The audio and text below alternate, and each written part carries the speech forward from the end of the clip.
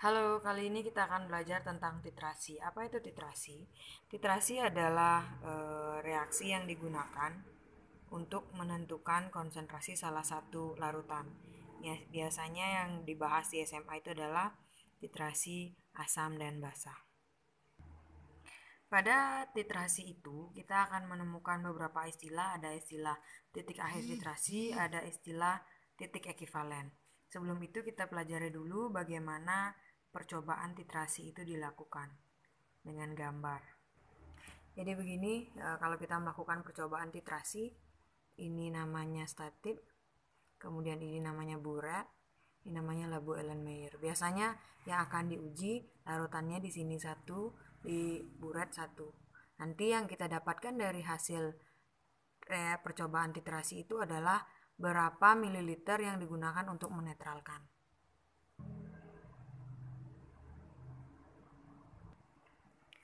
Titik ekivalen itu adalah keadaan saat netral, mol H plus sama dengan mol OH min. Nah, inilah yang jadi rumusnya di titrasi, di mana mol H plus itu dijabarkan jadi konsentrasi asam kali volume asamnya dan valensi asam.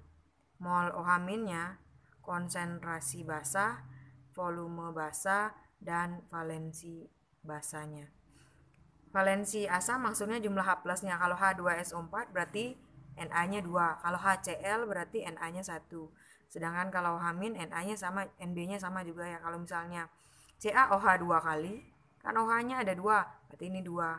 Kalau NaOH berarti Na-nya 1.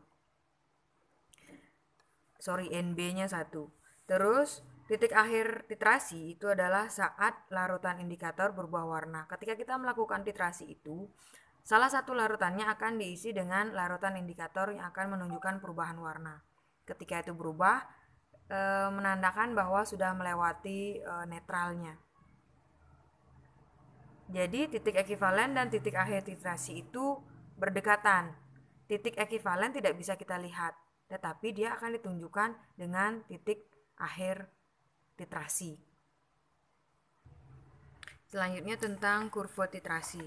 Jadi titrasi itu bisa dilakukan dengan asam kuat yang dititrasi oleh basa kuat, asam kuat dititrasi oleh basa lemah, atau asam lemah dititrasi dengan basa kuat. Bisa juga dibalik ya, basa kuatnya yang dititrasi oleh asam kuat. Itu kita lihat di kurvanya.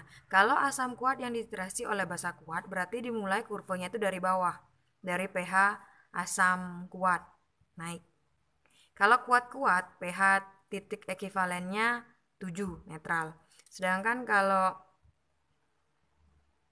asam kuat basa lemah di bawah 7 karena asam kuatnya lebih dominan. Sedangkan kalau kebalik ya di atas 7. Ini juga bisa dibalik ya. Misalnya kalau basa kuat yang diterasi oleh asam kuat berarti dari sini dia basa kuat. Sorry. Ke sini. Itu jadinya. Titik ekivalennya tetap di 7. Ini juga bisa dibalik kurvanya. Contoh soalnya misalnya ini. Sebanyak sekian mili NaOH dinetralkan dengan sekian mili HCl. Namun pada saat titrasi indikator berubah warna pada penambahan 26 ml NaOH. Tentukan mana yang merupakan titik ekivalen dan titik akhir titrasi. Jadi kalau kita tulis soalnya jadi begini. Ini namanya titik ekivalen pada saat mol H plus sama dengan mol OH minnya. Kalau kita cari nanti pasti akan sama. Konsentrasinya 0,1. Ini ya. MaVa Na Mb Pb Nb. 0,1 kan asamnya, volumenya 25. Valensinya 1. Nih berarti sama 0,1 25 0,1. Sama mol H plus sama dengan mol OH minnya. Ini adalah titik ekivalen. Sedangkan ini pada saat larutan indikatornya berubah warna itu namanya titik akhir titrasi.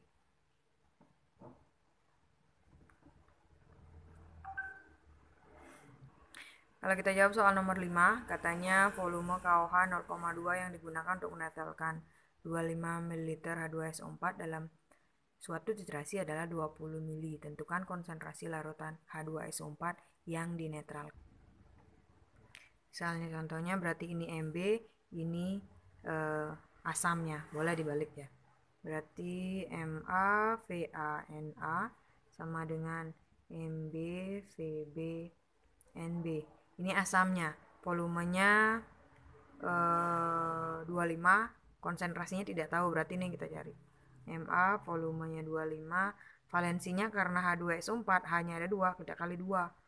Sedangkan basanya 0,2, terus tuh volumenya 20, karena OH-nya 1 berarti kita kali 1. Ini 10 ya. 10 kali ini berarti 2. Ma sama dengan 2/25. Itu adalah konsentrasi dari H2SO4. Misalnya contoh selanjutnya sebanyak 25 ml HCl dititrasi dengan KOH 0,1. Hitunglah pH larutan dalam kondisi berikut. Ini kalau begini soalnya kita reaksikan dulu berarti ya, pakai MBS. Atau kalau pakai hitungan boleh. Tapi kalau pakai hitungan, pakai rumus, nanti kita harus tahu dulu mana yang habis, mana yang tidak habis. Jadi lebih amannya kita pakai MBS. Reaksikan dulu, mula-mula bereaksi sisa. Mula-mulanya ini yang nomor 1 tidak usah ya, karena langsung ditanya sebelum ditambah. Kita kerjakan yang B lah. Kerjakan yang B dulu. 25 kali 0,1 2,5 HCl-nya. Sedangkan KOH-nya baru tambah 5 mili, kali ini berarti 0,5. Ini tidak ada, ini tidak ada. Siapa yang habis bereaksi? Ini berarti kan ya 0,5, bawa ke sini 0,5 juga. Dikurangi, ini habis, ini 2. Berarti ada 2 milimol. Ini yang kita gunakan untuk menentukan pH. Pakai pH biasa ya. Karena asam berarti pH sama dengan min log konsentrasi H+. Karena dia adalah asam kuat, berarti konsentrasi H+-nya Ma kali Na. Ma-nya berarti mol per volume. Molnya 2 milimol per volumenya, pakai volume total karena kita sudah jumlah 25 mili tambah 5 ml. Berarti 30 ml. Ini konsentrasi H+-nya. Dapat konsentrasi H+, adik cari pH-nya. Nah, untuk yang A, karena sebelum ditambahin KOH berarti kan hanya HCl saja. Berarti ini udah cari. A, HCl 0,1 molar. Nyari pH-nya bisa kan ya? Adik-adik boleh cek di video saya sebelumnya tentang derajat keasaman. Terus yang nomor C itu masih sama ya, karena kita reaksikan di sini nanti hasilnya 0,1 kali 15 berarti 1,5, masih lebih banyak HCl. Mirip seperti ini pengerjaannya. Sedangkan yang sudah titrasi adalah yang D. Karena nanti molnya kalau kita kali sama. 25 kali 0,1 2,5. Yang ini juga KOH-nya 2,5 kali 0,1 sama juga 2,5. Berarti itu sudah titrasi. Kalau titrasi asam kuat basa kuat, mol H+ sama dengan mol OH- berarti netral. pH-nya sama dengan 7. Terus yang KOH, yang E, kalau tambahan 35 ml KOH, berarti akan lebih banyak KOH-nya ya. Kalau adik-adik nanti buat MBS-nya, mula-mula bereaksi sisanya akan dapat mol KOH yang bersisa. Mol KOH yang bersisa itu kita gunakan untuk menentukan pH-nya. Ini jadinya. Yang lebih sedikit siapa? Kan HCl kan? Berarti HCl yang habis bereaksi.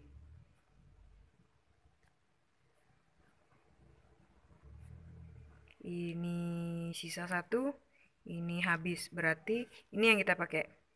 pH-nya kalau basah sama dengan 14 min POH. POH-nya min log konsentrasi OH min, berarti konsentrasi OH minnya MB kali NB. Sama juga ya, karena molnya 1 milimol per volume, total 25 tambah 35 40 60 60 ml kali 1. Dapat konsentrasi OH-, dapat pOH, bisa adik-adik cari pH. Itu saja contoh soal yang kakak berikan contohnya. Nanti kalau perlu yang lain boleh di komen. Contoh-contoh yang lain biasanya adik-adik dikasih data hasil percobaan, dapat volume, tinggal itu dirata-ratakan, kembali lagi ngitungnya pasti nih rumusnya.